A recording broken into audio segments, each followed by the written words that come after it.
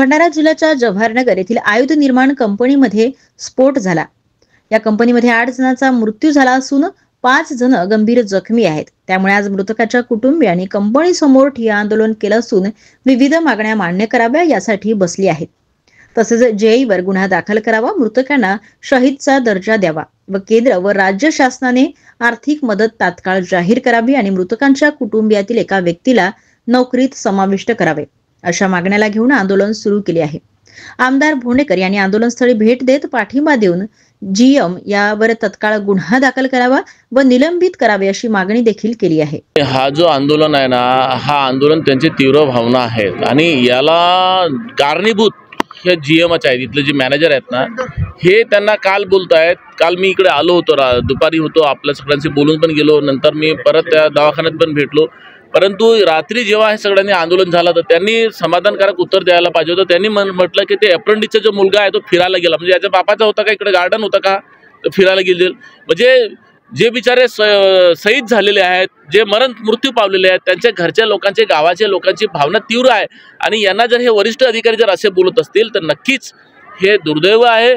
आम्ही याचा निषेध करतो आणि ह्या अशा अधिकाऱ्यांना तात्काळ इथून हाकलायला पाहिजे। काल प्रशासनाच्या वतीने आकडा लपवण्यात येतो, मृतकांच्या प्रशासन सांगितलं 1 मृत्यू झाले, का बरं आकडा लपवण्यात येतो? हो, नक्कीच काल तर हे झाला, एकच सांगत होते, परंतु आता जर आपण बघतोय तर 8च्या जवळपास त्यांचा मृत्यू झालेला आहे।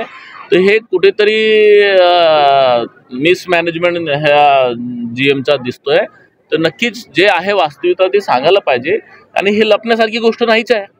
तर हे जे झालेले आहे याच्या कारणीभूत जीएम आहे, त्यांच्यावरती कारवाई व्हायला पाहिजे आणि आमचे एकदम क्लिअर मागणी आहे की यामध्ये जसं देशाच्या बॉर्डरवरती जवान लढता लढता शहीद होतो, तर हे सुद्धा एक्सपोजर जे इकडे जे आहेत, बारूद गोळा जे बनवतात आपल्याकडे, हे सुद्धा देशासाठीच बनवतात आणि हे बनवता जर समजा शहीद झाले, तर मृत्यू पावले, तर त्याला शहीदाचा दर्जा का नाही मिळावा? शेवटी ते पण देशासाठी करतात, हे पण देशासाठी करतात। अन्यथा प्रत्येक आईचा जो मुलगा जात असेल तर त्या आईवरती काय बितत असेल?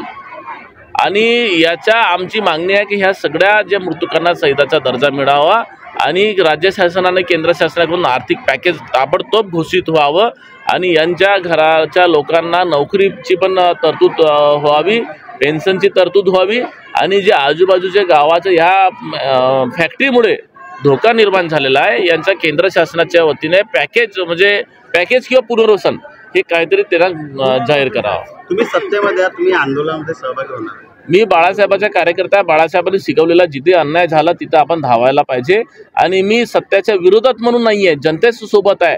जर जनतेसोबत आपण जर राहिलं तरच शासनाला, सरकारला दिसेल ना काय गोष्टी पाहिजेत आणि काय नाही पाहिजेत। आम्ही कालही होतो, रात्री संपर्कात होतो, आजही आहोत। हे सरकारच्या सोबत आम्ही आहोत, सरकारच्या विरोध, याच्या लोकांची मागणी म्हणजे सरकारच्या विरोधात नसते, सरकारकडून आम्हाला सगळं करून घ्यायचे आहेत म्हणून हे सगळे मागणी आहेत।